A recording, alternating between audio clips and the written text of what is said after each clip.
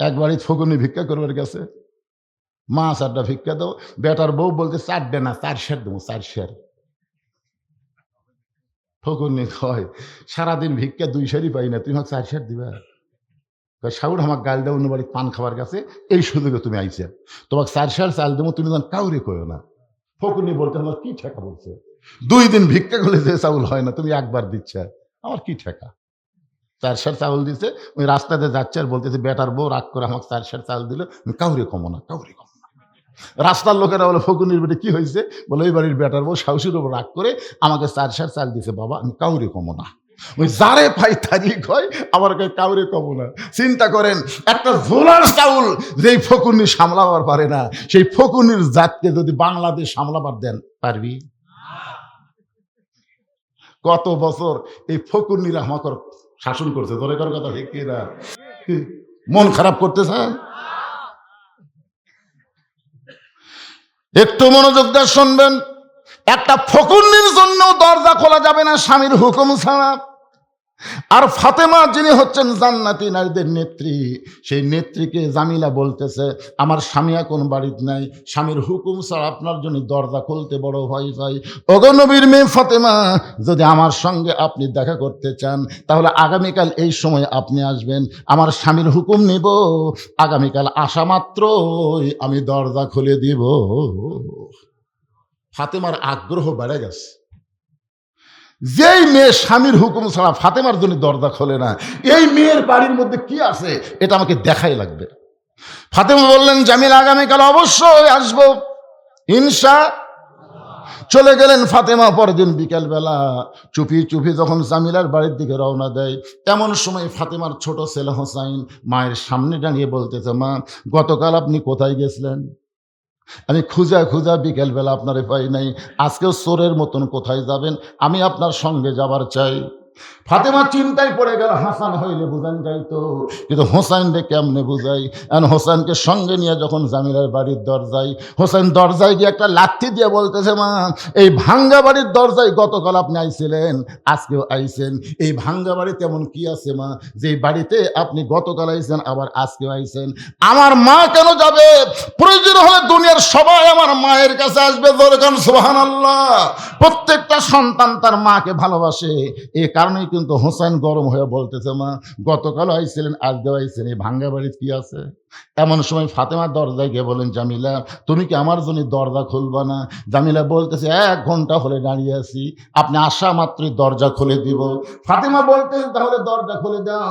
জামিলা বলতেছে কে যেন আপনাকে মা মা বলে চিৎকার দেয়, ওই বাচ্চাকে নিয়ে যদি ঢুকবার চান তাহলে আজকের মতো ফেরত যান, কারণ আমার স্বামী শুধু আপনার ব্যাপারে অনুমতি দিয়েছে, আপনি একজনকে সাথে নিয়ে আসবেন, তাকে নিয়ে তো আপনি ঢুকতে পারবেন না। সঙ্গে সঙ্গে হোসেন বলে, মা যে মেয়েটা আমি সঙ্গে থাকার কারণে তোমার জন্য দরজা খোলে না, এই মেয়েটা কখনো ভালো মেয়ে হবার পারে না। এ কথা হোসেন বলার সঙ্গে সঙ্গে ফাতেমা হোসেনকে কোলের মধ্যে নিয়ে বলে, বাবু তুমি যারে খারাপ মেয়ে বলতেছ, তোমার নানা বলেছে ওই মেয়েটা নাকি তোমার মায়ের আগে জান্নাতে যাবে। তুমি বলতেছো খারাপ মেয়ে, কিন্তু নানা কি কয়? সঙ্গে সঙ্গে হোসেন ফাতেমার হাত ধরে বলতেছে, মা তাহলে জাগাত ঘুরা লাভ কি? জাগা আর জাগা, আজ থেকে 50 বছর আগে আব্দুল আলিম একটা জাগার কথা বলছিল, শুনবেন?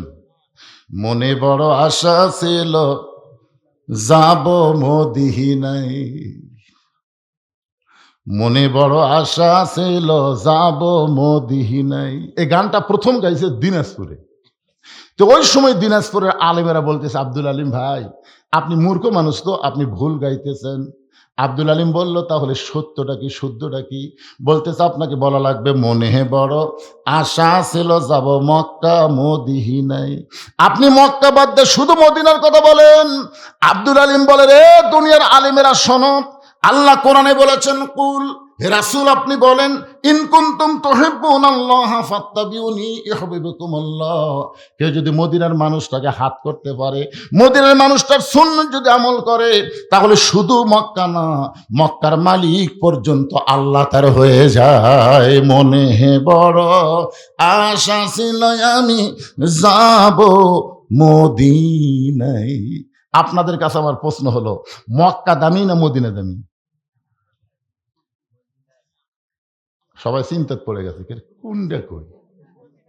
আরে পাগলা, মক্কা দামি হয়েছে কাবা ঘরের জন্য। জোরে কোন কথা ঠিক কিনা? আপনার বলেন তো, নবী যখন হিজরত করে মদিনাত গেছিল, মক্কা বিজয়ের দিনে নবী কাবা ঘর খুলে দেখে 360টা মূর্তি। নবী থাকে যেখানে, আল্লাহ থাকে সেখানে। জোরে কোন কথা ঠিক কথা কন না কেন ভাইজান? নবী আর মক্কাত নাই, কাবা ঘর পর্যন্ত মূর্তি ঢুকেছে। আপনাদের মসজিদের মুয়াজ্জিন যদি না থাকে, মসজিদ ঝাড় দিবি কে? একদিন মুয়াজ্জিন এশার নামাজ পড়ে তালা দেয়নি, বুঝলেন? তালা না দিয়ে বাড়িতে গেছে। ফজরের নামাজ আজান দিবে, এসে থেকে মাইক নেই। মুয়াজ্জিন কয়, কে আল্লাহর ঘর। প্রত্যেকটা লোকেরা বলে, এই মুয়াজ্জিন তুই চাবি দিস নি, দেখে তুই অবস্থা। মুয়াজ্জিন ভাই, আল্লাহর ঘর ভাই, আল্লাহর ঘর যতই হোক চাবি দেওয়ার দরকার আছে না নাই? তো মুসলমানেরা হচ্ছে আল্লাহর ঘরের চাবি। ধরে কোন সুবহানাল্লাহ।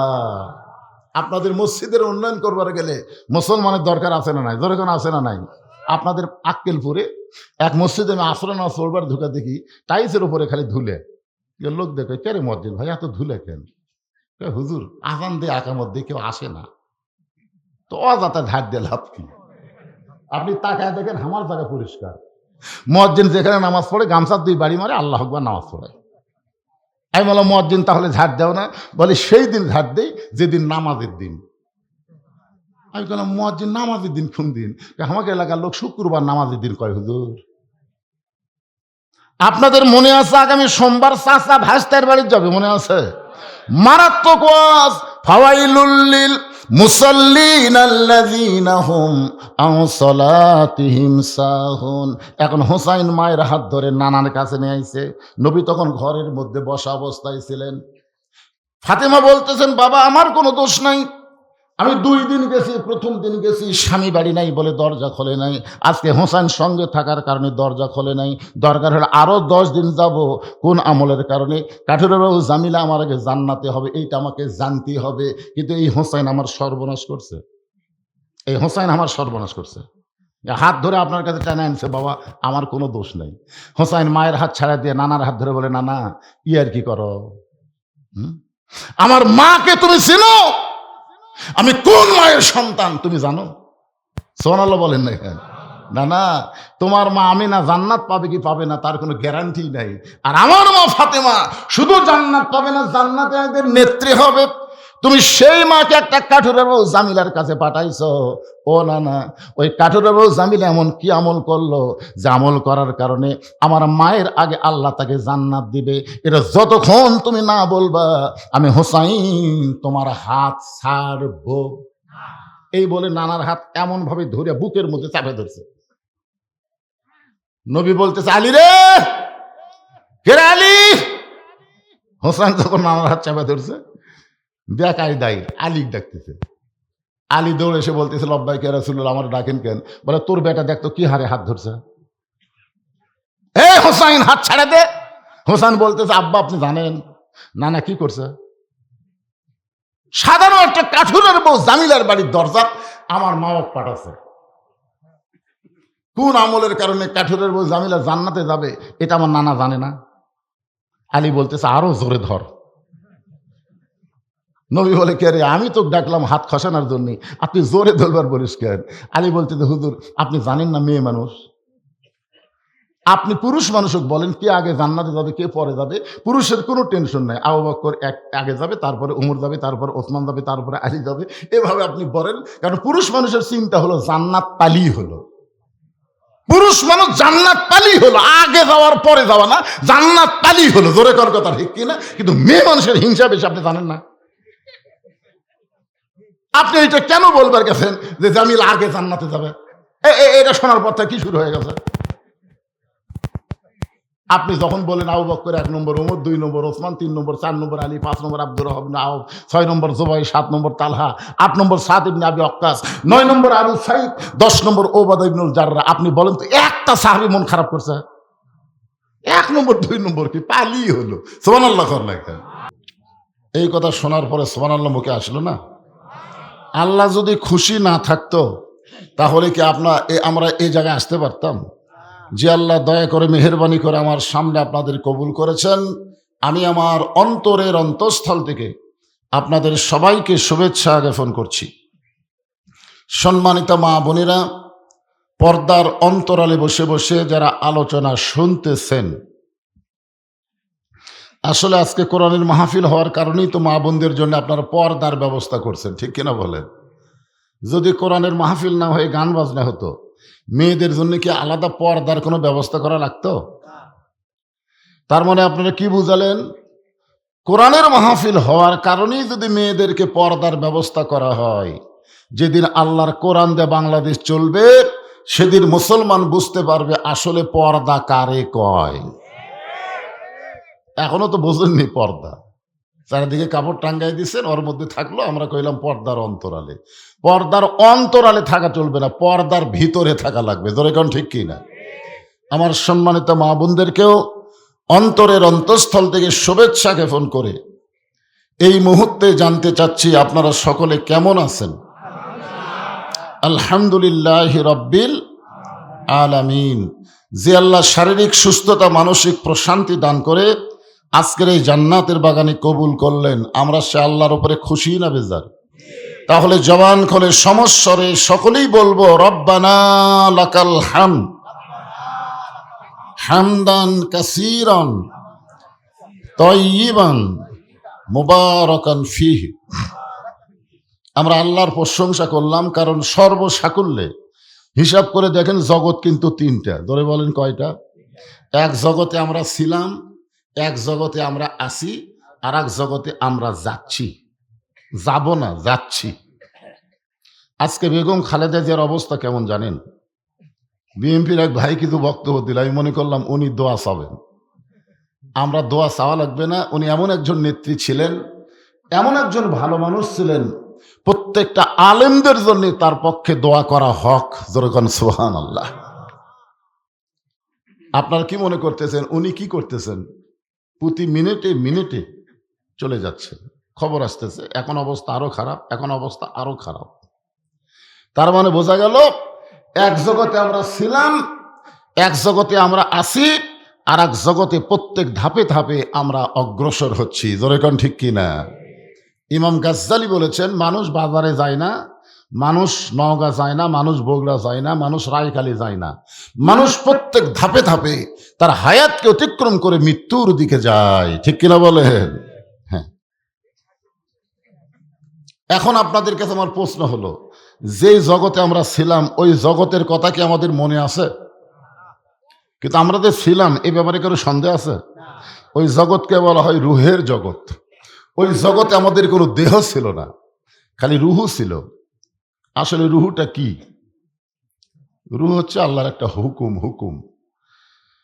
এই রুহু ছিল, সেই রুহের জগতে আল্লাহ আমাদের রুহগুলোকে, যারা আমরা এখানে বসেছি, আমাদের রুহগুলোকে আল্লাহর এতই ভালো লাগছে যে দুনিয়ার জগতে আল্লাহ আমাদেরকে মুসলমানের ঘরে কবুল করেছে।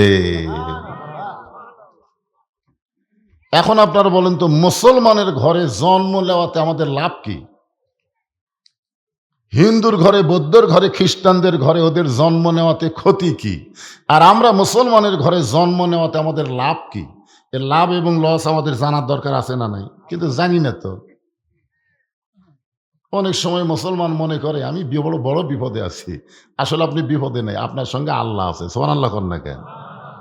একটা মানুষ মনে করেন আপনারা বগুড়া গেছেন, বগুড়া থেকে একটা গাড়ি পাইছেন, আপনাকে রায়খালী পর্যন্ত পৌঁছায় দিছে। তারপরে গাড়ি বলছে যে ভাই আমার আর যাওয়ার সময় নাই, তুমি এখন যাও। তখন আপনি কিন্তু খেয়াল করে দেখবেন যে কোনো অটো ভ্যান আছে কিনা। অটো ভ্যান নাই, ভুটভুটি নাই, কেউ নাই। তখন আপনি কিন্তু রায়খালী থেকে আপনাদের গুড়ুম্বা পর্যন্ত একলা একলা আসবেন, আর সব সময় আল্লাহর জিকির করবেন। ঠিক কিনা বলেন? তখন আপনার মন কি বলবে? যার কেউ নাই তার আল্লাহ আছে। সুবহানাল্লাহ কর না কেন? এটা কখন? এটা কি ভ্যান খোঁজার আগে মনে হচ্ছে না খোঁজার পরে? খুঁজা খাজা তখন দেখতেছে কেউ নাই, তখন বলতেছে আমার আল্লাহ আছে রে। ওরে বাবা, ওই এখন আল্লাহরের সাথে নিয়ে গুড়ুম্বা পর্যন্ত আসতেছে, তখন রাত বাজে 11টা। হঠাৎ একটা সরসরি শব্দ হচ্ছে, ওই জোরে আল্লাহ আল্লাহ আল্লাহ আল্লাহ আল্লাহ, যতই ভয় লাগে ততই জোরে জোরে আল্লাহ আল্লাহ কয়। কেউ কয় না যে জোরে খাও, ও ভিতর থেকেই জোরে কয়। যেই বাড়ির দরজা দেখছে, দরজা এসে ডাকতেছে, সকিনার মা দরজা খুলে দাও। বউ তখন দরজা খুলে দিছে, তখন কয় বাঁচলাম রে। আসলে কি বাঁচলো? আল্লাহ কয় তুই এখনই বিপদে পড়লি। ইয়া আইয়ুহাল ইনসান মা গররাকা বিরাব্বিকাল কারীম, এতক্ষণ পর্যন্ত তোর সঙ্গে কেউ ছিল না, আমি আল্লাহ ছিলাম। আর বাড়ি ঢোকার সাথে সাথে কই বাঁচলি, মানে বউ পায়ে সব ভুলে গেলি, বাড়ি পায়ে সব ভুলে গেলি। আমাদের অবস্থাটা তাই। জোরে কোন ঠিক কিনা ভাই? খুব খেয়াল করবেন, মুসলমানের ঘরে জন্ম নেওয়ার ভিতরে আল্লাহ আমাদেরকে প্লাস পয়েন্ট দিয়েছে। কারণ আল্লাহ নিজেই বলেছেন, অমাইয়াবতাগি গয়রাল ইসলামা দীনান ফালাই ইউকবালা মিনহু, ইসলাম ছাড়া অন্য কোনো ধর্ম কেউ যদি গ্রহণ করে, আল্লাহ বলেছেন কখনোই তা কবুল করা হবে না। আল্লাহর কাছে একমাত্র কবুল যোগ্য ধর্মের নাম কি? যারা মুসলমান তারা সবাই বলবেন। শরম লাগতেছে? আল্লাহ বলেছেন ইন্নাদ দীনা ইনদাল্লাহিল ইসলাম, আল্লাহর কাছে মনোনীত জীবন বিধান ধর্মের নামই হলো ইসলাম। আর সেই ইসলামের ভিতরে আমরা জন্ম নেওয়া মুসলমান। এখন আপনারা দেখেন, দুই জগতে আল্লাহ আমাদের পক্ষে, রুহের জগতেও আল্লাহ আমাদের পক্ষে, এই দুনিয়ার জগতেও আল্লাহ আমাদের পক্ষে, এই মুহূর্তেও আল্লাহ আমাদের পক্ষে আছে। যেরকম সুবহানাল্লাহ। যদি আল্লাহ আমাদের পক্ষে না থাকতো, আমরা মেলাত ঘুরতাম, রাস্তাত ঘুরতাম, বাড়িতে ঘুম পাড়তাম। কিন্তু আল্লাহ আমাদেরকে এতই পছন্দ করলো যে আজকের দিনে তোদের ঘুম নাই, তোদেরকে আমি জান্নাতের বাগানে কবুল করব এবং জান্নাতি মানুষ হিসেবে কোরআনের মাধ্যমে তোদের গড়ে তুলবো। যেরকম সুবহানাল্লাহ। তাহলে আপনারা খুশি না বেজার? জবান খুলে বলি আলহামদুলিল্লাহ। আমরা আল্লাহর প্রশংসা এই কারণে করবো, যদি কোনো সময় ঠেকা যাওয়া বোঝেন। অনেক সময় নেতারা কি কয়, চামচা করো, তুই যদি বিপদে পড়িস ঠেকা যাস, আমার কথা স্মরণ করিস। আমি নেতা থাকতে তোর কোনোই চিন্তা নেই। দেখবেন বাংলাদেশে অনেক চামচারা নেতার দোহাই দিয়া কিন্তু চলে কি চলে না ভাইজান? কিন্তু আমাদেরকে আল্লাহ তাআলা এমন একজন নবী আর নেতা দিয়েছেন, যিনি আমাদেরকে ঠেকে গেলে, আটকে গেলে আমাদেরকে সুপারিশ করবেন। সেটা কোন জায়গা? দুনিয়ার কোন আদালত না। আছেন আমার মুক্তার, আছেন আমার ব্যারিস্টার, শেষ বিচার। জোরে বলেন কোন বিচার? সবাই জোরে বলেন কোন বিচার? বাংলাদেশে যে বিচারগুলো হচ্ছে, জজ কোর্ট হলো না, হাইকোর্টে হলো না, কয় সুপ্রিম কোর্ট। বাংলাদেশের শেষ বিচার আমরা বলি সুপ্রিম কোর্টের বিচারই হলো শেষ বিচার। কিন্তু আমাদের বাংলাদেশে যেইগুলো বিচার হচ্ছে, এগুলো কি আসলেই বিচার হচ্ছে? হাসিনার সময় যতগুলো বিচার হয়েছে আমাদের বিরুদ্ধে গেছে, জোরেকন কথা ঠিক কিনা? আর ইউনূসের সময় যতগুলো বিচার হচ্ছে আওয়ামী লীগের বিরুদ্ধে যাচ্ছে, জোরেকন কথা ঠিক কিনা? আমরা কিন্তু 15.5 বছর বলছি, বিচারের নামে প্রহসন চলতেছে। ভালো মানুষগুলা জেলখানায়, খারাপ মানুষগুলা জামিন পায়। এখন হাসিনার ফাঁসি হওয়ার পরে আওয়ামী লীগেরা বলতেছে এটা বিচারই না, এটা হলো ক্যাঙ্গারু কোর্ট। তার মানে বোঝা গেল দুনিয়ার বিচারকে কেউ পছন্দ করবে না। এমন একটা বিচার আছে, সেই বিচার হলো শেষ বিচার। জোরে বলেন কি বিচার? শেষ বিচারে আল্লাহ হাকিম হবেন, আমরা হব আসামি। ওই সময় আমাদের নবী উকিল হয়ে, ব্যারিস্টার হয়ে আমাদের পক্ষে ওকালতি করে আমাদেরকে সুপারিশ করে জান্নাতে পৌঁছায় দিবে। আল্লাহ নবী এ কথাও বলেছেন। দেখেন আমাদের পক্ষে নবী কি বলছেন, যে আমার উম্মতেরা খালি ঈমান নিয়ে, দরেকন কি নিয়ে, সে যত বড় পাপী হোক, ওদিকে নবীর খেয়াল নেই। নবী খালি বলেছেন তোমরা ঈমান নিয়ে যদি কবরে আসতে পারো, আমি রাসূল ওয়াদা দিয়ে দিলাম তোমাদেরকে সাথে না নিয়ে আমি জান্নাতে ঢুকবো না।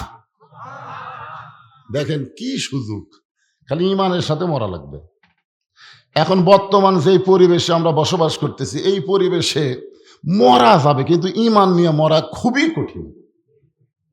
এই জন্য আমি আপনাদের সামনে যে আয়াতে কারিমা তেলাওয়াত করেছি এই কোরআন থেকে, এই আয়াতকে সামনে নিয়ে আজকের আলোচনা হবে। এখানে আল্লাহ বলতেছেন ইয়া আইয়ুহাল্লাযীনা আমানু, যারা আমাকে বিশ্বাস স্থাপন করেছো, বিশ্বাস করার পরেই তোমাদের ১ নম্বর দায়িত্ব হলো আত্তাকুল্লাহ, ভয় করতে হবে কাকে? ২ নম্বর হলো হাক্কা তুকাতিহি, শুধু ভয় করলে হবে না, ভয় করার মতো ভয় করা লাগবে। এরপর আল্লাহ বলতেছেন ওয়ালা তামুতুন্না ইল্লা ওয়া আনতুম মুসলিমুন, মুসলমান না হয়ে তোমরা কেউ মরিও না। আপনার বলেন তো, মুসলমানের ঘরে জন্ম নিলাম, আল্লাহ আমাদেরকে ইমানদার বলেও সম্বোধন করলো, এরপরে আল্লাহ কেন বলতেছেন মুসলমান না হয়ে মরো না? এ কথা বলার পিছনে কারণ আছে না নাই? কারণ হলো আমরা যেভাবে চলতেছি, মুসলমান দাবি করবার পারতেছি, কিন্তু মরার সময় মুসলমান হয়ে মরতে পারবো কিনা এ ব্যাপারে সন্দেহ আছে। আমার সামনে যারা বসেছেন, আমরা সকলেই মুসলমান হয়ে মরবার চাই। কারা কারা চান আল্লাহকে একটু হাত দেখান। যারা চান তারাই হাত তোলেন, যারা চান না তারকে তোলার দরকার নেই। টান টান করে তোলেন তোরে ভাই, লিল্লাহে তাকবীর, হাত নামান। আলহামদুলিল্লাহ। মুসলমান হয়ে মরবার চাইলে আমাদের করণীয় কি, এ বিষয় নিয়ে আপনাদের সামনে আল্লাহর কোরআন থেকে আলোচনা হবে ইনশাআল্লাহ। খুব মনোযোগ দিয়ে শুনবেন, এদিক সেদিক মন দিলে হবে না। অনেকে বলে হুজুর আমরা মন দিবার চাই, কিন্তু সমস্যা হচ্ছে ৮০ তলায় মন, ৮০ তলায় কি শের যদি হয় ৪০ সারে মন, মনে মনে মিল না হলে মিলবে না ওজন। ৮০ তলায় শের যদি হয় ৪০ সারে কি মন, আবার মনে মনে মিল না হলে মিলবে না ওজন। মানে বক্তার কথা আর শ্রোতার মন, এই দুইটা যদি এক না হয় তাহলে ওজন মিলবে? ঠিক আছে, আমরা বক্তার কথার দিকে মন দিয়ে শুনবো, কিন্তু সমস্যা হলো বেগম মমতাজ কাছে, বেগম মমতাজ নাম শুনছে? মনে যদি পচন ধরে গন্ধ কিরে পাওয়া যায়, চোখে তারে যায় না দেখা, ওষুধ দিবা কোন জায়গায়? মমতাজের কিন্তু সব গান খারাপ না, মাঝে মধ্যে দুই একটা ভালো গান গাছে। মমতাজের একটা গান শুনে আমি চোখ দিয়ে পানি বের হয়েছে। গানটা গাবো? বলবো না, অসুবিধা নেই। আরে কোরআনের মাহফিলে মমতাজের গান দেওয়া শুরু করলে জনগণ বুঝবে হুজুর কি শুরু করলো। হাদিস আছে বিস্তারিত, হুজুরি কলব ব্যতীত করছেন কালো, নামাজ তোর হবে না, তবে কেন গাও জোয়ারি? মানুষকে দেখাও নামাজ পড়ি, ও তোমার সিদ্ধ বীজে সুফসল ফলবে না, আজও কেন আল্লাহর নামাজ ধরতে পারলা না? খেয়াল করছেন? আল্লাহ কয় নামাজের জোরে ফায়ের সাকাত যাবে দৌড়ে, পাক কোরআনে রয়েছে ঘোষণা।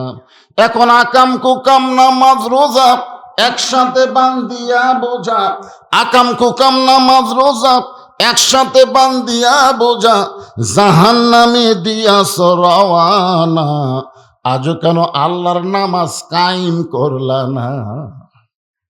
এই গানটা কিন্তু মমতাজ কছে, তোর এখন কে কছে? কিন্তু গানটা কোরআনের ভিতরে আছে। এখন দেখেন সব গান কি খারাপ তাই?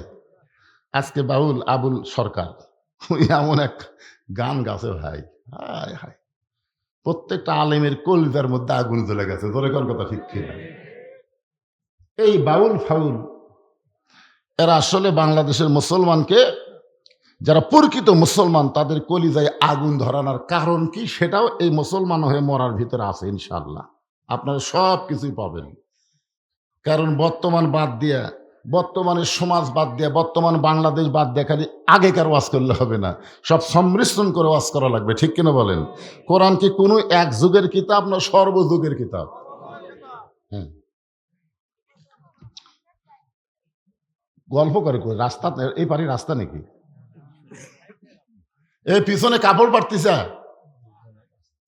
তাই আপনাদের মাঝে মাঝে তো ফাঁকা দেখা যায়, এই যে ফাঁক ফাঁক দেখা যায়। একজন কি হলো, ফাঁকের মধ্যে সবচাইতে খুশি হয়ে শয়তান বসে, জানে? ওই ফাঁকের মধ্যে শয়তান বসে ওয়াসওয়াসা দিবে। ১ নম্বর ওয়াসওয়াসা হলো খালি ওয়াজ শুনলে হবে করে আমল করা লাগবে, যা শুনছি চবাড়ির চাই। এরকম কথা মনের মধ্যে হয় কি হয় না? খালি ওয়াজ শুনলে কি হবে, আমল করা লাগবে না, যাই। এই ধোকাটা কিন্তু শয়তান আপনাকে দিবে। এই জন্য ফাঁকের মধ্যে শয়তান বসতে না দিয়ে আপনার দাঁড়ানো ভাইকে বসতে দেওয়ার জন্যে আপনি আল্লাহর রাস্তার সামনে চাপে আসেন আর জিকির করেন, ইনশাল্লাহ ওয়াজ শুনবেন, অসুবিধা নেই। আমি কি ওয়াজ না বক্তা? অনেক লোক আমার চেহারার দিকে তাকা বলে, হুজুর আজকে প্রথম দেখলাম, কিন্তু আজ থেকে 10 বছর ধরে আপনার ওয়াজ শুনতেছি। মানে আমাকে দেখেনি ঠিকই, কিন্তু ওয়াজ ঠিকই শুনতেছে। তার মানে বোঝা গেল মানে এমন বক্তা, সরাসরি ওয়াজ না শুনলেও ইউটিউবে মোবাইলে সব সময় আমার ওয়াজ শুনতেইছে। জোরে কোন কথা ঠিক কিনা? তাহলে এই বক্তা সম্পর্কে আপনাদের কোনো টেনশন আছে? এই জন্য একটু চাপাই বসেন, শীতের দিন একটু চাপা চাপা বসেন, মহব্বত হবে ইনশাল্লাহ। শীতও লাগবে না, শয়তানও চান্স পাবে না। জিকির করেন আর যার সামনে তোমরা যারা দাঁড়িয়ে আছো তোমাকে জন্যই তো চাপাচ্ছি, খালি ছায়া থাকে রে বারে, খালি ছায়া থাকে। আরে ছেলে শোনো, আমাদের মতন বুড়া মানুষের ওয়াজ শোনা কোনো লাভ হবে না, যুবকদেরকে ওয়াজ শোনা লাগবে। জোরে কোন কথা ঠিক কিনা? যখন হবে চামড়া ঢিল, আল্লাহর সাথে এমনি মিল। চামড়া ঢিল হলে মিল দিবি না? মিল অবশ্যই দিবে। আর তো আমার করার কিছুই নাই, এখন আল্লাহ ছাড়া উপায় নেই রে, উপায় নেই রে, উপায় নেই, আল্লাহ ছাড়া উপায় নেই। এই জন্য আল্লাহ রাসূল বলেছেন যে হাসরের ময়দানে আল্লাহর সামনে কোনো বান্দা বান্দি যখন দাঁড়াবে, তখন আল্লাহ বলবে তোমার শৈশবকালের বুড়াকালের কোনো হিসাব দেওয়া লাগবে না, খালি যৌবনকালের হিসাব দেওয়া জান্নাত যাও। তাহলে বলেন তো বুড়াকালে ভালো হয়ে এখন কাম আছে? কোনো কাম নেই। সরকারি চাকরি একটা বয়স লাগে, সব বয়সে কি সরকারি চাকরি পাওয়া যায়? তো আল্লাহর হুকুম পালন করারও একটা বয়স আছে, এই যুবক বয়স। তাই যুবকদের বলতেছি তোমরা বসো ইনশাল্লাহ। এখন আল্লাহ বলতেছেন যারা আমাকে বিশ্বাস স্থাপন করেছো তাদের জন্যই ওয়াজ। এখানে আল্লাহ বলেনি ইয়া আইয়ুহান নাস আত্তাকুল্লাহ হাক্কা তুকাতিহি, এ কথা আল্লাহ বলেনি। আল্লাহ বলেছেন ইয়া আইয়ুহাল্লাযীনা আমানু, যারা আমাকে বিশ্বাস স্থাপন করেছো। এখন আমরা সকলে আল্লাহকে বিশ্বাস, যারা বলতেছেন না তারা কি করেন না? তাহলে জবান খুলে বলেন আমরা আল্লাহকে বিশ্বাস। সাহাবীরা বললেন ইয়া রাসূলুল্লাহ এই বিশ্বাসটা কি? আল্লাহ রাসূল বললেন ইকরার বিল লিসান, তাসদিক বিল জানান, আমল বিল আরকান। বিশ্বাসটা ব্যাখ্যা করতে গিয়ে রাসূল 3 কথা বললেন। একটা হলো জবানে বলতে হবে লা ইলাহা ইল্লাল্লাহ, শুধু জবানে বললে হবে না, এটা কলিজার মধ্যে জায়গা দেওয়া লাগবে। কলিজার মধ্যে যখন ঈমানের জায়গা হবে, ওই মানুষের কাছে জীবনের চাইতে ঈমানের দাম বেশি। আপনারা বলেন তো জীবন বাঁচান ফরজ না ঈমান বাঁচান ফরজ? বর্তমান বাংলাদেশের পরিবেশে কি বাঁচান ফরজ? আমরা কিন্তু অনেকে বলি জীবন বাঁচান ফরজ। ভাই রে, জীবন বাঁচান ফরজ না।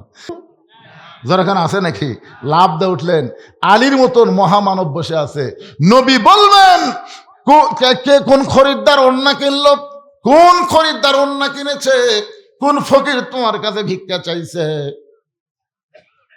কে তোমার কাছে উট বিক্রি করলো, কে আবার খরিদ্দার হয়ে তোমার কাছে উট কিনলো। আলী বলতেছে ইয়া রাসূলুল্লাহ আমি কিছুই জানি না।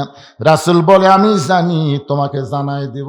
নবীও জানে না আল্লাহ যতক্ষণ না জানায়। জোরে কোন কথা ঠিক কিনা? আল্লাহ কোরআনে বলেছেন মা ইয়ানতিকু আনিল হাওয়া ইন হুয়া ইল্লা ওয়াহুন ইউহা। আচ্ছা আপনাকে এই এই এই পূর্ব পাড়ার মসজিদের কমিটি নাই? এই গুরুম্বা পূর্বপাড়া জামে মসজিদের সভাপতিকে? হ্যাঁ, সভাপতি নেই। একটা মসজিদের মাহফিল হচ্ছে, সভাপতি বাড়িতে আছে। আচ্ছা এই মসজিদ কমিটির সেক্রেটারিকে? সেটাও বাড়ি। আচ্ছা এই মসজিদ কমিটির ক্যাশিয়ার? সেক্রেটারি।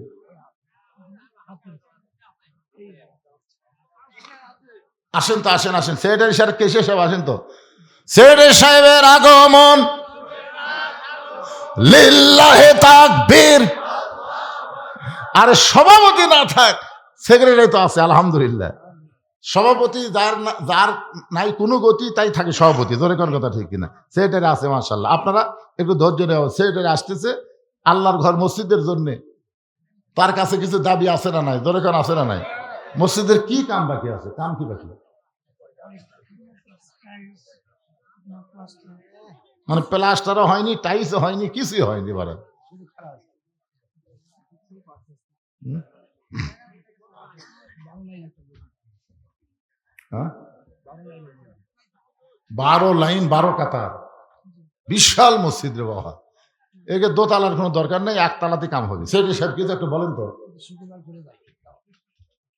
তাও শুক্রবার ভরা যায়। চাষা যাচ্ছে কাল ভাইস্তার বাড়ি দেরি করেন। এই গ্রামের লোকেরা, মসজিদ যদি গ্রামের লোকেরা বেশি বেশি দান না করে, এ বাইরে যারা আছে, বাইরে আছে না, এই গ্রামে প্রবাসী আছে না নাই, দরকার আছে না নাই, তো প্রবাসীদের কাছে আপনার মসজিদের ব্যাপারে চাবেন। প্রবাসীর দান বিশাল গুরুত্বপূর্ণ একটা দান হয়। সেই রে সাহেব কি দিল কোন, আপনি কোন খুশি মনে কোন কি দিলেন? 3,500 দিলেন, এটা কিভাবে দিলেন? 3,500 দিতে,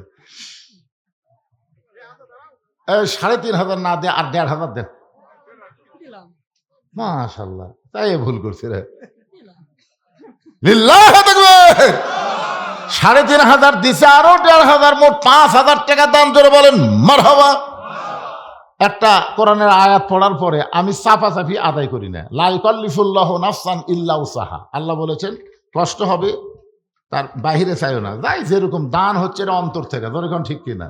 তাই গ্রামের লোকের কাছে আমার আবদার থাকলো, আপনারা মাহফিলে না আসলেন অসুবিধা নাই, কিন্তু মসজিদের কাজের ব্যাপারে সবার হাত থাকার দরকার আছে না নাই? আল্লাহ সবাইকে বেশি বেশি দান করার তৌফিক দান করুক, সকলে বলে আল্লাহুম্মা আমিন। এখন আসেন, যেই কথা বলতেছে একটু খেয়াল করেন। চাচা রাস্তার মধ্যে যত মুরব্বীর দেখা, প্রত্যেকটা মুরব্বী বলতেছে সাজা গুজা কোথায় যাও? আসলে বলেন তো, ভাইস্তার বাড়ির চাচার যদি দাওয়াত পায়, চাচার একটা মশান আছে না নাই? বলতেছে ভাইস্তার বাড়িতে আজকে দুপুর বেলা আমার দাওয়াত। তখন মুরব্বীরা কান্দার কয়, বইয়ের অত্যাচারে বেটার বাড়িতে খাওয়া হয় না রে, আর তোর ভাগ্য এত ভালো, ভাইস্তা তোকে দাওয়াত দিল। তখন বউ থাবায়ের কয়, আমি সেই চাচা রে, আমি সেই চাচা।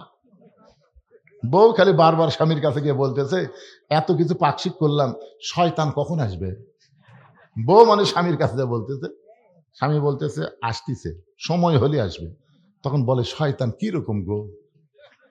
স্বামী বলতেছে শয়তানকে দেখে যান, মুখ খুলিস না, মুখ খুললে শয়তান যদি ফেরত যায় তোর বেটা কিন্তু বাঁচবি না,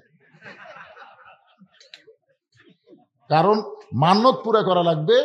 এখন তুই চিন্তা কর, শয়তানকে দেখে মুখ খোলা যাবি না। বউ কয় শয়তান কি রকম? আরে যেই রকমই হোক আসতেছে তো, কিন্তু শর্ত হলো মুখ যেন খুলিস না, মুখ খুললে যদি শয়তান ফেরত যায় না খায়া, তোর বেটা কিন্তু বাঁচবি না। এখন তুই চিন্তা কর কি করবো?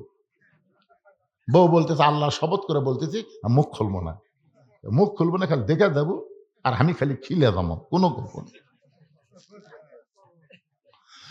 কিছুক্ষণ পরে চাচা এসে ডাকতেছে আব্দুল্লাহ, ভাস্তার নাম হলো আব্দুল্লাহ, জোরে বলেন নাম কি? আব্দুল্লাহ রে, আমি তোর চাচা দরজায়। বউ দৌড়া গিয়ে বলতেছে তোমার বাপের ছোট ভাই ডাকতেছে। স্বামী বলতেছে চুপ, কোনো কথা হবি না, কে ডাকতেছে ওটা পরে, শয়তান আসতেছে। বউ কই তোমার চাচা শয়তান কিভাবে? সেটা পরের কথা, বেটাক যদি বাঁচাবার চাস জবান দান খুলিস না, আমি যা করবো তাই। দরজা খুলে দিছে, চাচা বাড়ির মধ্যে ঢুকেই বলতেছে আব্দুল্লাহ তুই আমার দুপুর বেলা দাওয়াত দিলি, নিয়ত কি? বলে নিয়তের কথা পরে, আগে খাওয়া। নানা রকম আইটেমের খাওয়া যখন চাচার সামনে তুলে ধরেছে, এবার চাচা বলতেছে বাবা একটু দোয়া করে খাই। আব্দুল্লাহ বলতেছে দোয়ার দরকার নেই, আগে খান তারপরে দোয়া। খাওয়া দাওয়া যখন হয়ে গেছে, এবার খুশি হয়ে চাচা বলতেছে আব্দুল্লাহ রে, 2-4 বছর এত সুন্দর খাওয়া খাই নাই, বৌমার একটু ডাক দে, বৌমা এবং তোর একটু আমি দোয়া করবার চাই। আব্দুল্লাহ চিৎকার করে বলে শয়তানের দোয়ার কোনো দরকার নেই। চাচা কান্দার বলে আমি তোর বাপের ছোট ভাই, শয়তান কেমনে হলাম? বলে আমি জানি না, হুজুর জানে। আমি নিয়ত করেছিলাম আল্লাহ যদি আমাকে একটা পুত্র সন্তান দেয়, আমি শয়তানকে 1 সন্ধ্যা ভাত খাওয়াবো। আমি শয়তান খুঁজা পাই না, কিন্তু ইমাম সাহেব কইছে লাগাতার 3 জুম্মা যে ব্যক্তি সবার শেষে আসা আগে যায় ওই নাকি শয়তান, তাকে এক সন্ধ্যা খাওয়ালি মান্নত পুরা হবে। আমি 3 জুম্মা মসজিদের বারান্দায় বসে দেখেছি, আপনি সবার শেষে আইছেন এবং সবার আগে চলে গেছেন। চাচা কান্দার হলো ভাস্তারে, ইমাম কইছে 3 জুম্মা, কিন্তু আমি তো কত জুম্মা এরকম করতেছি, হিসাব করলে 300 জুম্মা হবে। এখন খবর কি? আব্দুল্লাহ বলতে চাচা ইমাম তো 3 জুম্মার কথা কইছে, আর আপনি 300 জুম্মা যদি এরকম করেন তাহলে আপনি কি হচ্ছেন? দা করে হবে। চাচা ভাস্তা 2 জন হুজুরের কাছে আইছে, হুজুর 3 জুম্মা সবার শেষে এসে আগে যায়, তার এক সন্ধ্যা খাওয়ালি মান্নত পুরা হবে, কিন্তু 300 জুম্মা যদি শেষে এসে আগে যায় তাহলে তার খবর কি? চাচা দৌড়ে গিয়ে ইমামের হাত ধরে বলে, হুজুর আপনি আমাকে তওবা পড়ান। আজ থেকে কানে হাত দিয়ে বলতেছি, ইজা নুদিয়া লিস-সালাতি মিন ইয়াউমিল জুমআ ফাসাউ ইলা যিকরিল্লাহ। জুমার আজান যখন দিবে, আজান শোনার সঙ্গে সঙ্গে আমি মসজিদে আসব। হুজুর বলতেছে, ভাস্তারে তোমার মান্যত পুরা হলো, আর তওবা করার কারণে আল্লাহ তোমার চাচাকে পুরোপুরি মুসলমান কবুল করে নিল। ও যুবকেরা, সবার শেষে মসজিদ আসবে আর সবার আগে এই কামটা করো না। জুমার দিন মসজিদের ফরজ হলো আযান শোনার সঙ্গে সঙ্গে মসজিদে আসতে হবে। এই হুকুম কার? আরো জোরে বলেন। আসে কখন? একেবারে পুরাতন স্যান্ডেল পাঁচ দিয়ে সবার শেষে আসা নতুন স্যান্ডেল নতুন পাঁচ দিয়ে চলে যাচ্ছে, আর পুরাতন থুইয়া নতুন পাঁচ দিয়ে চলে যাচ্ছে। ধরা পড়লে বলবে বদল হসে ভাই, বদল হসে। বদলের একটা সাইজ নাই। তুই তো জীবনে নতুন থুইয়া পুরাতন পাঁচতে গেলি না। তুই যতবার ধরা খাসিস প্রত্যেকবার পুরাতন থুইয়া নতুন লিয়া।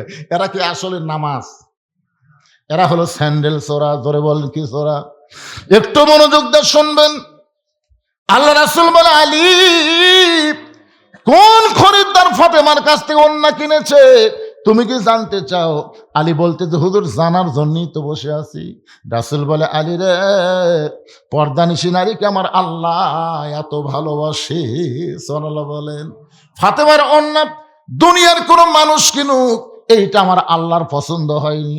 আমার আল্লাহর পছন্দ হয়নি দুনিয়ার কোনো মানুষ লাড়া ছাড়া ফাতেমার ওন্না কিনুক, কারণ একটা পর্দানিশী বান্দিকে আল্লাহ এতই ভালোবাসে। আমার মায়েরা যারা পর্দার অন্তরে একটু মনোযোগ দিয়ে শোনেন, আল্লাহ তাআলা একজন জান্নাতের ফেরেশতাকে মানুষ বানায়া, ওই ফেরেশতাকে খরিদ্দার বানায়া 6টা দিরহাম দিয়া তোমার কাছ থেকে ফাতেমার ওন্না কিনে আল্লাহ তাআলা ওন্নাটা জান্নাতের মধ্যে যত্ন করে রেখে দিয়েছে।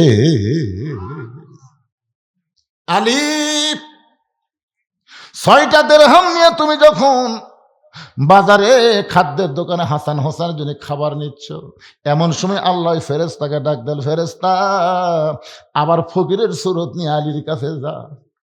ফেরেশতা বলে, আল্লাহ আবার ফকিরের সুরত নিয়ে আলীর কাছে কেন যাব? আল্লাহ বলে, ফেরেশতা রে, যে 6টা দিরহাম আলীকে দিলাম ওই 6টা দিরহাম ফেরত নিয়ে আসতে হবে। ফেরেশতা বলে, আল্লাহ ওই 6টা দিরহাম নিয়ে তোমার বান্দা আলী সন্তানের জন্য খাবার কিনতেছে। আল্লাহ ডাক দিল, ফেরেশতা রে, লিয়াবলুয়াকুম আইয়ুকুম আহসানু আমালা, আজকে সুন্দর আমলের পরীক্ষা হবে। আলী আল্লাহর কোরআনকে বেশি ভালোবাসে না তার সন্তানকে বেশি ভালোবাসে? আজকে সেই পরীক্ষায় দেখি আলী কি হয়।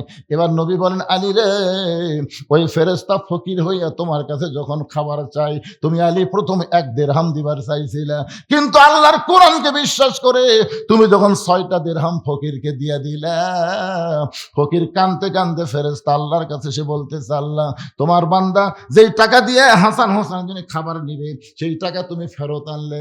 আল্লাহ বলে, ফেরেশতা কান্দিস না, যেই উটের পিঠে চড়ে আমার খাতুনে জান্নাতে যাবে ওই উটটা আলীর কাছে 100 দিরহামে বিক্রি করতে হবে।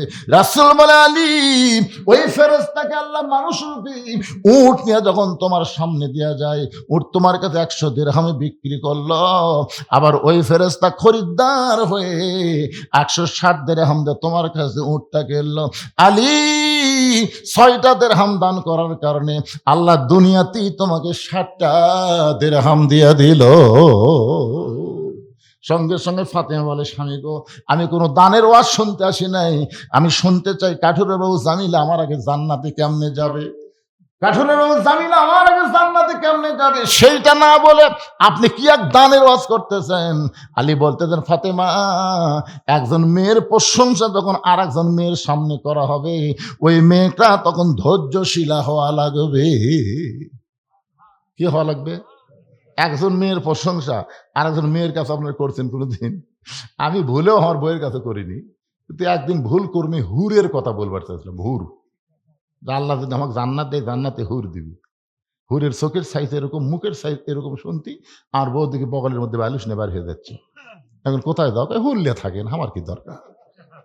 সেদিন থেকে বুঝলাম যে বইয়ের কাছে হুরের গল্প করার সুযোগ নেই, কারণ মেয়েদের হিংসা কম না বেশি।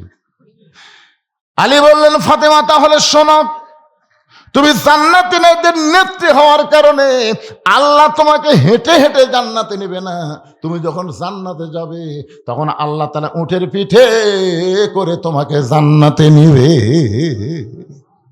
ও ফাতেমা, তুমি যখন উটের পিঠে চলে জান্নাতে যাবে, কিছুদের উটটা যাওয়ার পরে উটটা আপন ইচ্ছায় যাওয়া বন্ধ করে দিবে। ফেরেশতারা বলবে, আল্লাহ, খাতুনে জান্নাত ফাতেমা উটের পিঠে চলে জান্নাতে যায়, কিন্তু উটটা যে থেমে গেল, এখন কি করব? আল্লাহ বলে, ফেরেশতা, উটটা যদি না যায় তাহলে টেনে টেনে উটটাকে নিয়ে যাওয়া লাগবে। ফেরেশতা বলে, আল্লাহ, উটটার কি ধরে টানবে? উটের তো টানার কিছুই নাই। আল্লাহ বলবেন, ফেরেশতা রে, কোথায় এ ফেরেশতা? আমি ফাতেমার ওন্নাটা জান্নাতের মধ্যে যত্ন করে রাইখা দিয়েছি, ওই ওন্নাটা এনে উঠের গলায় বেঁধে দাও। আলী বলে, ফাতেমা, ওই ওন্নাটা এনে যখন উটের গলায় বেঁধে দেওয়া হবে, ওন্নার একটা অংশ উটের নিচে ঝুলতে থাকবে। এমন সময় ফেরেশতা বলবে, আল্লাহ, এখন উটটারে কে টেনে টেনে জান্নাতে নিয়ে যাবে?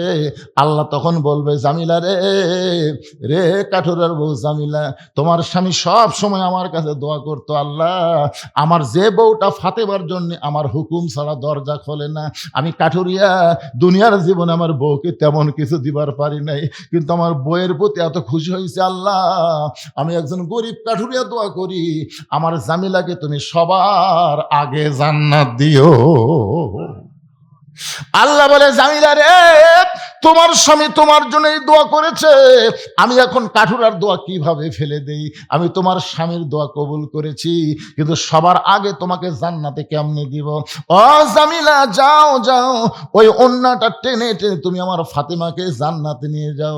আলী বলতেছেন, ফাতেমা, ওই কাঠুরার বউ জামিলা এসে তোমার উটের ওন্নাটা রশির মতন টানতে থাকবে, তুমি তখন মনে করবে আমি জান্নাতে যাচ্ছি, আমি জান্নাতে যাচ্ছি। কিন্তু আল্লাহর কৌশল হলো, উটের পিঠ থেকে তোমার পা জান্নাতে দেওয়ার আগে ওই কাঠুরার বিবি জামিলার পা জান্নাতে আগে যাবে। সঙ্গে সঙ্গে ফাতেমা বলে, আল্লাহ, যে মেয়েরা পর্দার ভিতরে থাকবে আর যে মেয়েরা স্বামীর কথা মতো চলবে, এই সকল মেয়েদেরকে ফাতেমা জামিলার সঙ্গে আল্লাহ জান্নাত দিও। আপনারা বলেন তো, আত্তাকুল্লার উপরে মেয়েদের জন্য যে ওয়াজটা আমি করলাম, মেয়েরা যদি আজকের এই ওয়াজটা আমল করে, আর মেয়েদের খারাপ হওয়ার কোনো চান্স? একটা হলো পর্দা, আর একটা হলো স্বামীর কথা মতো চলা। ও মায়েরা যারা আছেন পর্দার অন্তরালে, একটু গুরুত্ব দিয়ে শুনবেন। পর্দার ভিতরে থাকবেন, স্বামীর কথা মতো চলবেন, 5 ওয়াক্ত নামাজ পড়বেন, এত বেশি রোজা রাখার দরকার নাই। রমজান মাসে রোজা রাখবেন, আল্লাহ তাআলা 8টা জান্নাতের দরজা আপনাদের জন্য খুলে দিবে। যে কোনো দরজা দিয়ে আপনারা জান্নাতে যাবার পারবেন মাশাআল্লাহ। 2 নম্বর, হাক্কা তুকাতিহি, খুব খেয়াল করবেন, হাক্কা তুকাতিহি। বিরক্ত হচ্ছেন নাকি? ভয় করার মতন ভয় করা লাগবে। ভয় করার মতন ভয় মানে কি? সব সময় আল্লাহর ভয় করা লাগবে, মাঝে মাঝে করলে হবে না। আমরা কিন্তু মাঝে মাঝে আল্লাহর ভয় করি। দেখবেন রমজান মাসে কত মুসল্লি হয়, যে ঈদ চলে যায় আর নাই। কয়েকদিন আগে ভূমিকম্প শুরু হলো না? কে যেন খবর দিল লাগাতার কয়েকদিন ভূমিকম্প হবে, দেখি মুসল্লি বেড়ে গেছে। কে রে ভাই, মসজিদে কেন? হুজুর ভূমিকম্প হবে হুজুর। ও রে বাবা রে, হঠাৎ মুসল্লি হবে না, হাক্কা তুকাতিহি মানে সব সময় আল্লাহর ভয় কলিজার মধ্যে রাখতে হবে। আল্লাহ বলেছেন, ওয়ালা তামুতুন্না ইল্লা ওয়া আনতুম মুসলিমুন, মুসলমান না হয়ে তোমরা কেউ মৃত্যুবরণ করো না। আল্লাহ মুসলমান হিসেবে আমাদের কবুল করুক। সকলে বলি আল্লাহুম্মা আমিন। উঠতেছেন কেন? বসেন, সবাই বসেন, দোয়া হবে, সবাইকে নিয়ে দোয়া হবে। যে ছেলেরা কষ্ট করে মেহনত করে আজকে মসজিদকে কেন্দ্র করে মাহফিল করেছে, তাদের নামাজের জন্য দোয়া করার দরকার আছে না নাই? আমাদের মা বোনদের দোয়া করা দরকার, অসুস্থ লোকের দোয়া করা দরকার, সবার জন্য আমরা দোয়ায় শামিল হব। ইস্তেগফার পড়েন, আস্তাগফিরুল্লাহ রব্বি মিন কুল্লি জামবি। শহীদুল ইসলাম 500 টাকা দান করছে, আল্লাহ কবুল করেন। এখনো যারা দান করেন আপনারা করতে পারবেন, অসুবিধা নেই। আব্দুল আজিজ কি দিছে? 1000 টাকা দান করেছে। আব্দুল আজিজের দানকে আল্লাহ আপনি কবুল করেন। আচ্ছা, আপনারা কি মোনাজাত পছন্দ করেন না? এই মোনাজাত আপনারা পছন্দ করেন না? আর দোয়া ও মুখল ইবাদ। আপনারা বলেন তো, একটা লোকের সবই আছে, খালি মাথা নাই। কি নাই? মাথা না থাকলে চেনা যাবে? তো এত রাত পর্যন্ত ওয়াজ শুনলেন, মোনাজাত করলেন, আপনাকে চেনা কঠিন। বাইরে কারো ফতুয়ায় চলেন না, নিজের বিবেক দিয়ে চিন্তা করেন। এতগুলো মানুষ আবার আগামীকাল আমরা পাবো? এতগুলো মানুষের মধ্যে কার হাত আল্লাহর কাছে পছন্দ? এই জন্য সবাই মিলে আমরা একটা দোয়ার মাহফিল করবো। এই জন্য সবাই ইস্তেগফার পড়েন, আস্তাগফিরুল্লাহ রব্বি মিন কুল্লি জামবি ওয়া তুবু ইলাইহি লা হাওলা ওয়া লা কুওয়াতা ইল্লা বিল্লাহিল আলিয়্যিল আযীম। আল্লাহুম্মা আমিন। আল্লাহুম্মা আনতাস সালাম ওয়া মিনকাস সালাম তাবারাকতা ইয়া যাল জালালি ওয়াল ইকরাম। আয় আল্লাহ তাআলা, মাগরিবের নামাজের পর থেকে রাত্রে প্রায় 12টা পর্যন্ত তোমার পাগল বান্দা বান্দিরা আরবের বাড়ি ঘুমকে বাদ দিয়া কোরআন হাদিসের মহব্বত কলিজার মধ্যে নিয়া এই জান্নাতের বাগানে বসে বসে কোরআন হাদিস আলোচনা শোনার শেষে আমি গুনাহগারের সঙ্গে রহমতের দরজায় ফকির হয়ে দোকানে হাত তুলেছে। মেহেরবানি করে আজকের মাহফিল আমাদের সকলের হেদায়েতের জন্যে, নাজাতের জন্যে, জান্নাতের জন্যে আল্লাহ কবুল করো। এই মাহফিলের শুরু থেকে শেষ পর্যন্ত যত আলোচনা হয়েছে আল্লাহ, এর মধ্যে যদি ত্রুটি হয়, ভুল হয়, মাফ করে দিও। এর যা হাদিয়া মঞ্জুর করো। সোনার মদিনায় নবী পাকের রওজা মোবারকে আল্লাহ তুমি কবুল করে নিও। তামাম আম্বিয়াই কেরাম, আসহাবে কেরাম, তাবিনী কেরাম, তাবা তাবিনী কেরাম, তামাম পৃথিবীর মাটির নিচে যত মুমিন মুমিনা শুয়ে আছে আল্লাহ, সকলের আরওয়াহ ফরে হাদিয়া কবুল করো। আমরা যারা হাত তুলেছি আমাদের মধ্যে জনম দুঃখনী মা যাদের কবরে চলে গেছে, দরদের বাবা যাদের কবরের ঘরে এতিম হয়ে আছে আল্লাহ, মেহেরবানি করে মা বাবার কবরকে জান্নাতের টুকরা বানিয়ে দাও। আমাদের দাদা দাদি, নানা নানি, আত্মীয় স্বজন, শ্বশুর শাশুড়ি যাদের কবরে গেছে আল্লাহ, কবরবাসীদের মাফ করে দাও আল্লাহ। যেই যুবকেরা কষ্ট করে মেহনত করে তোমার ঘর মসজিদকে কেন্দ্র করে আজকের মাহফিল লাগাইছে, এই সমস্ত যুবকদেরকে আল্লাহ তুমি 5 ওয়াক্ত নামাজি কবুল করে নাও। মসজিদের যা কিছু দরকার প্রত্যেকটা মুসল্লিকে মসজিদের মহব্বতের পাগল বানায় দাও। নিজের বাড়ির দিকে খেয়াল না করে আল্লাহ তোমার ঘরকে মহব্বত করবে, বাড়ি বানানোর পাগল না হয়ে তোমার ঘর বানানোর জন্য চেষ্টা করবে আল্লাহ। এমন ইমানি শক্তি এদেরকে দান করে দাও আল্লাহ। আজকের মাহফিলের সম্মানিত সভাপতি খতিব সাহেবকে আল্লাহ তুমি কবুল করো, সহসভাপতিকে আল্লাহ তুমি কবুল করো, প্রধান অতিথি বিশেষ অতিথির আল্লাহ তুমি কবুল করো আল্লাহ। আমাদের মধ্যে আমরা যারা অসুস্থ আছি সুস্থতার নিয়ামত দান করো। খাস করে দেশনেত্রী বেগম খালেদা জিয়া কঠিন অসুস্থ অবস্থায় আছে আল্লাহ, যদি তুমি তাকে চাও ইমানের সঙ্গে কবুল করো, আর যদি কিছুদিন হায়াতে রাখো সুস্থতার সঙ্গে আল্লাহ তুমি হায়াত দারাজ করো।